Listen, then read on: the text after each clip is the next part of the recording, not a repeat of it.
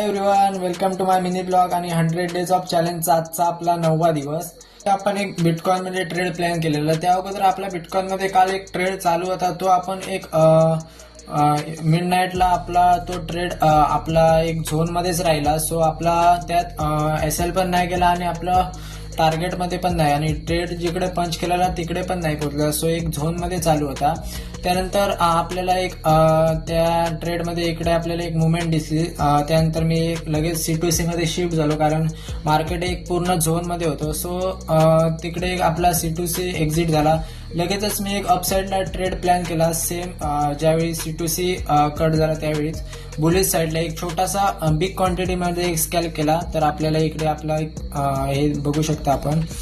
तर इकडे आपला एक कालचं लॉस रिकवर होऊन आपल्याला आज $4-5 प्रॉफिट झालाय. तर आपण इकडे एक हिस्ट्री बघूया.